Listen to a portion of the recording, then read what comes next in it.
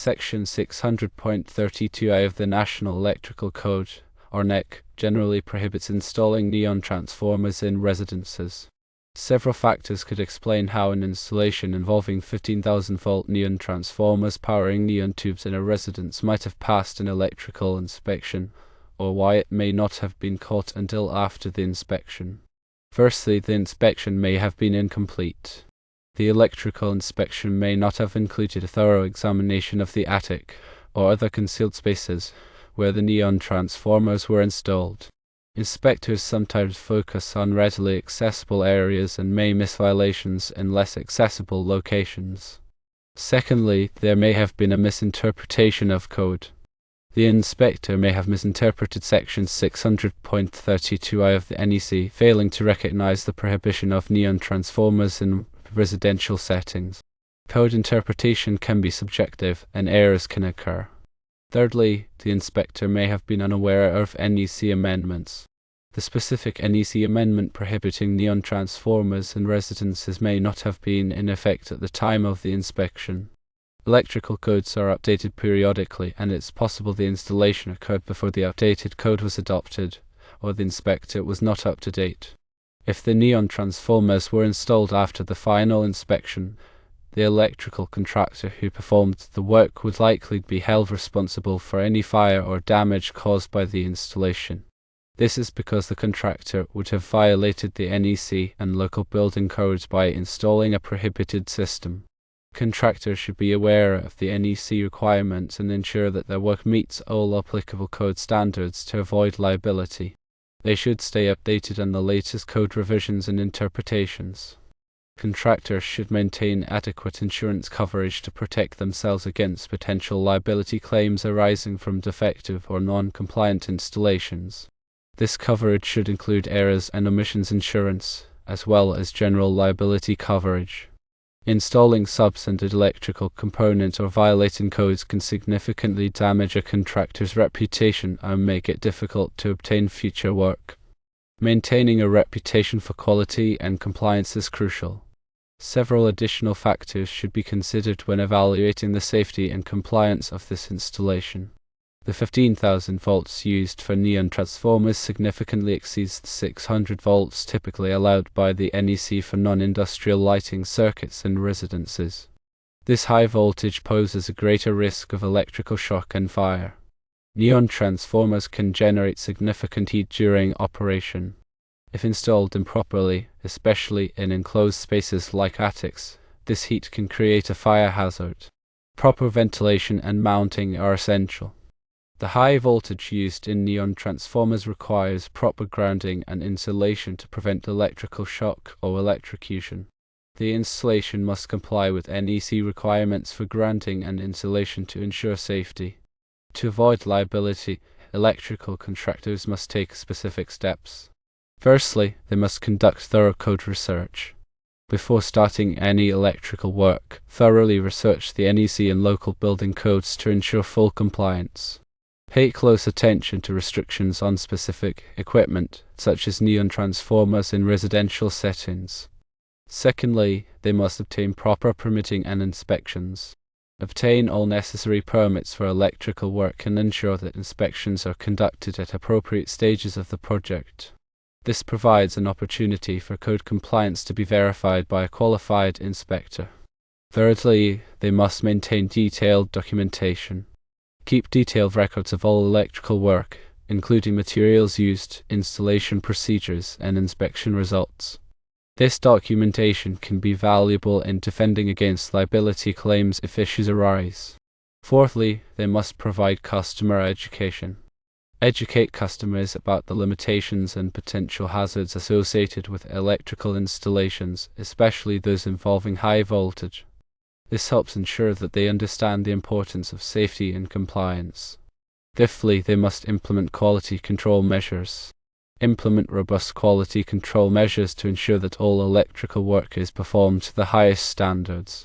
This includes regular training for employees and thorough inspections of completed work. Failing to comply with the NEC and local building codes can have serious legal and financial consequences for electrical contractors. These consequences can include fines and penalties, liability for damages, loss of license, and criminal charges. Fines and penalties for code violations can be substantial depending on the severity of the violation and the jurisdiction. Contractors may also be required to pay for the cost of correcting non-compliant installations. If a non-compliant electrical installation causes injury, death, or property damage, the contractor may be held liable for significant damages.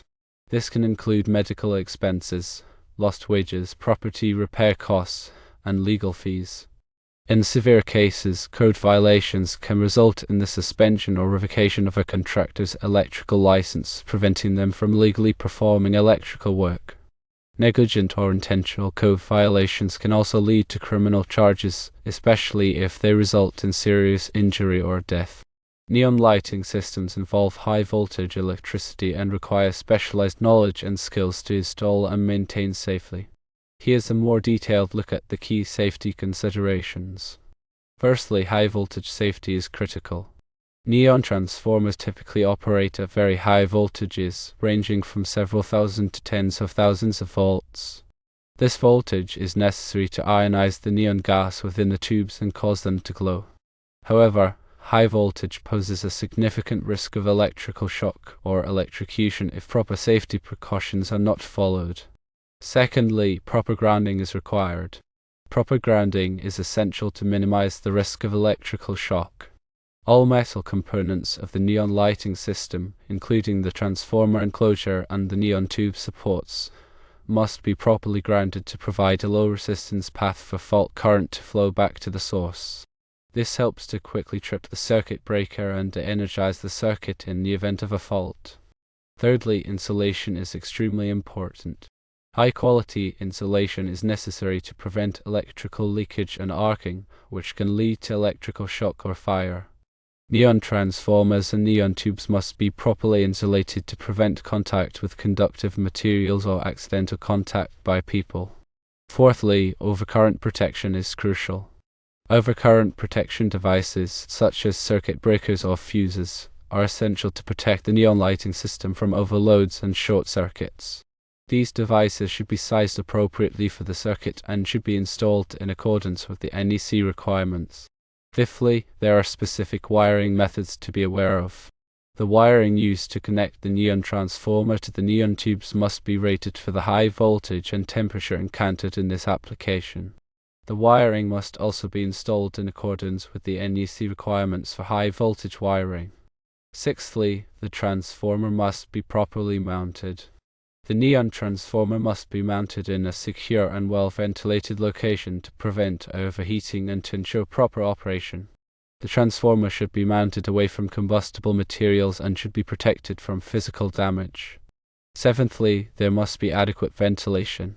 Neon transformers generate heat during operation, and adequate ventilation is necessary to prevent overheating. The transformer should be mounted in a location with sufficient airflow to dissipate heat and to maintain a safe operating temperature. Eighthly, there are required clearances that must be followed. Maintain adequate clearances around neon tubes and transformers to prevent accidental contact and to allow for proper ventilation. The NEC specifies minimum clearance requirements for high voltage equipment, and these requirements must be followed. Ninthly, the installation must be accessible. The neon transformer and all associated wiring and components must be readily accessible for inspection, maintenance, and repair. Access panels or doors should be provided as necessary to allow access to the equipment. Tenthly, the equipment needs to be properly labeled. Clearly label all components of the neon lighting system, including the transformer, wiring, and neon tubes, with appropriate voltage and safety warnings. This helps to alert people to the potential hazards associated with the system. 11thly, there are NEC code requirements that must be followed. Install and maintain neon lighting systems in accordance with the NEC and all applicable local codes and regulations. The NEC provides detailed requirements for the installation of high-voltage lighting systems, and these requirements must be followed to ensure safety and compliance. 12thly, only qualified personnel should be working on the electrical equipment. Only qualified and licensed electricians should install, maintain, and repair neon lighting systems. These individuals have the training, knowledge, and experience necessary to work safely with high-voltage electricity. 13thly, the power source should be disconnected. Always disconnect the power supply before working on any part of the neon lighting system. Use appropriate lockout/tagout procedures to prevent accidental energization of the circuit. 14thly, use personal protective equipment or PPE. Wear appropriate personal protective equipment, such as rubber gloves and safety glasses, when working on neon lighting systems. This helps to protect against electrical shock and other hazards. 15thly, perform regular inspections. Regularly inspect neon lighting systems for signs of damage, wear, or deterioration. Replace any damaged or worn components promptly to prevent safety hazards. 16thly, the components should be tested regularly. Test neon lighting systems regularly to ensure that they are operating properly and safely. Use appropriate testing equipment to verify that the voltage, current, and grounding are within acceptable limits.